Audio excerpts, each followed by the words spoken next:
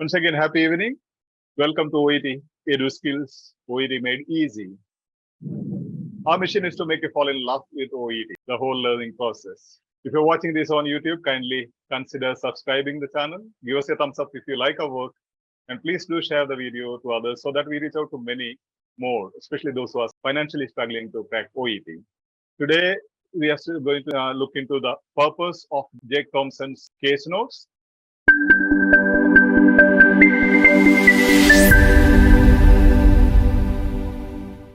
And already I have uploaded one session only about purpose. Hope you have watched it. Otherwise, definitely soon after this session, please go and watch it because this session will be based on that.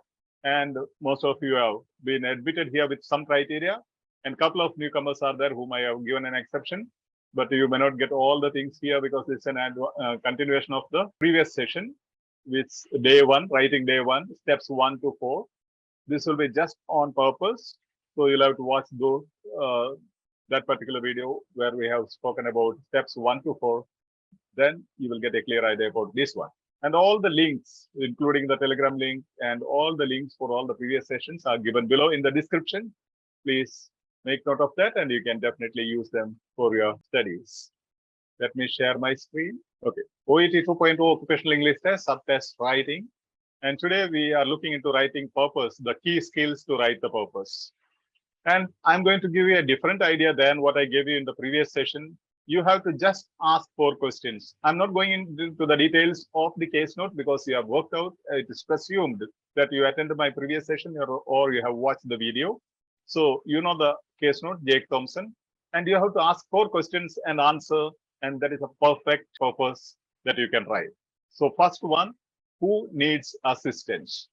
Who needs assistance as per this Jake Thompson's case note? Jake Thompson. Okay. From whom he requires assistance? Physiotherapist. Very good. Third one, which issue needs assistance? Which issue needs assistance? Mobility. Okay. And in what context assistance is required? Post surgery. Okay. For what surgery? Total knee. Total knee replacement. Okay. You ask these 4 questions, you have a perfect purpose written or introductory paragraph written. Now, this is the case note. Just to have a glance, I am sure you are familiar with the case note. If I am not looking into it, you can definitely refer this case note in the description as well as in the Facebook link that is given. You can find the case note in the Facebook page, OET Facebook page. Yes. And write a referral letter to Catherine Loretta, who is a physiotherapist. Now, referral letter, as you know, it can be written to different ways: nursing to hospital, nursing home to hospital, hospital to another doctor or specialist, to a physiotherapist, to a nurse at nursing home or rehabilitation center, or to a social worker. But today we are concerned about a referral letter to physiotherapist. So using the writing task says, using the information given in the case notes, write a referral letter to Miss Catherine Loretta, who is a physiotherapist at the Newtown District Clinic, 43 Anderson Street, Newtown, regarding Ms. Thompson's physiotherapy needs. And as you know, purpose should be immediately apparent and sufficiently expanding or explained. Your business, our business, is to identify and understand the purpose of your letter through the writing task and the case notes.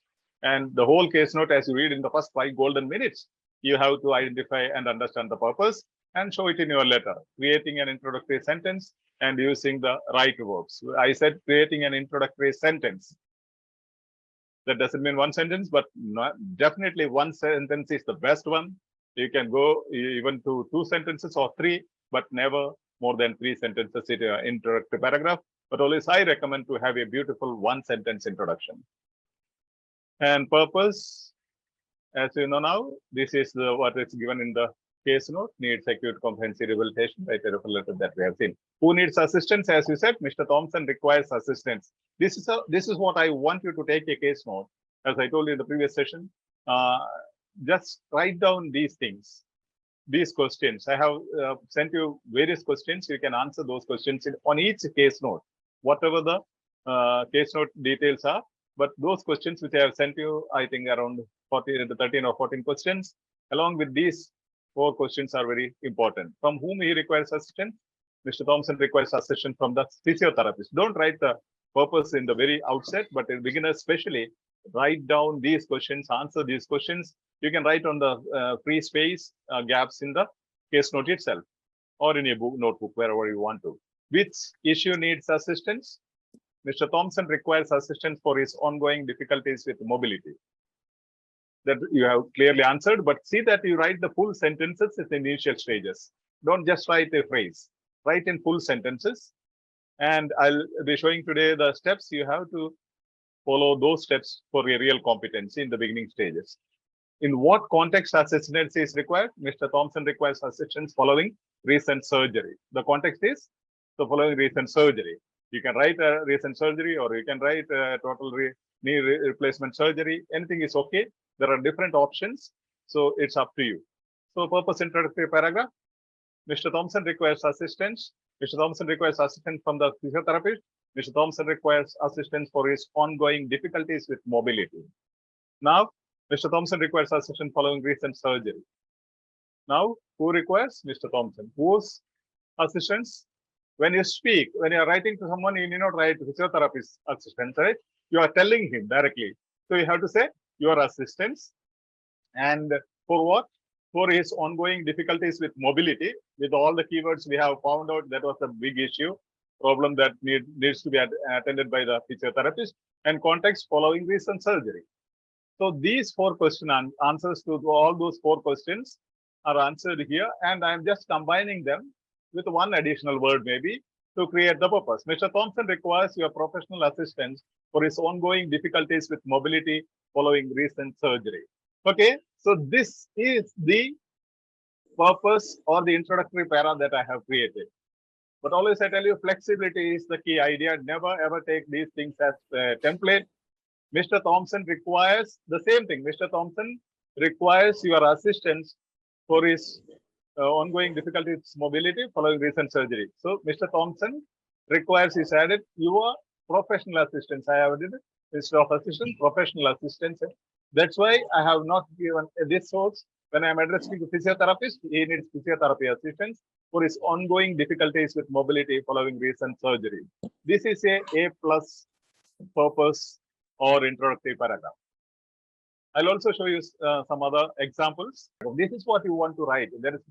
That's what I told you. If you follow clearly the step-by-step day 1, day 2, day 3 assistance, and what are the guidance I'm giving you. Yesterday I have sent you task level 2 task for writing. Today I have sent you level 3 task for writing. It looks very simple, but you need to go through those steps to create those questions and customize as per your need. It takes time for me. So I definitely expect a response from you as I have asked you. Don't try to write the letters in the beginning. You'll be confused. And definitely, if you can follow correct mentoring, letter writing is going to be a piece of cake without any challenges. Okay, hope this is clear to you. So flexibility is the key. Don't take even my template as template. You become competent. Ask these questions. Write in your own way.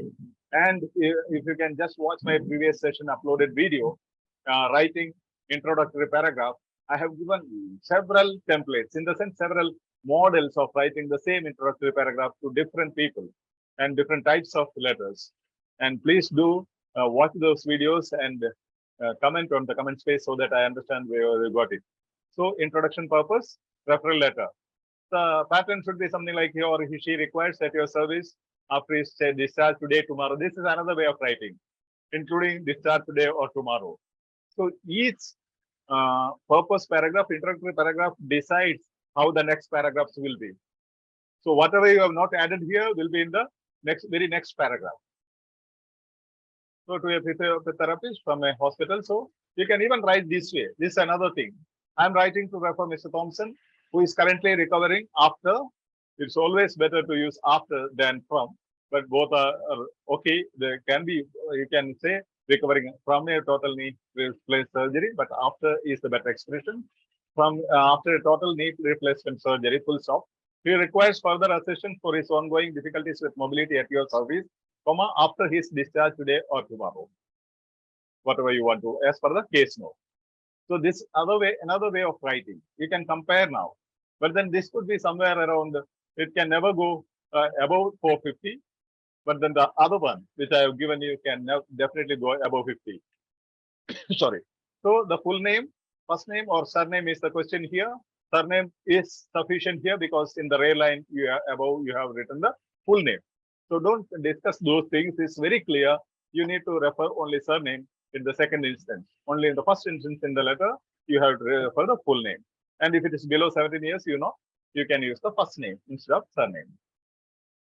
Okay, next para will be purpose expanded, which will be at another session. And purpose has to be expanded in the very next paragraph, which I'll be giving with all the sentence syntax, word order in the next session.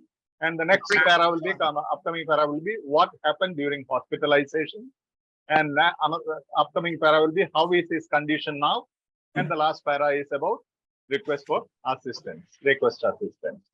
This is what the purpose is. There is nothing more to explain on this. And since I have given all the formats, the previous formats in my previous video, I need not explain those.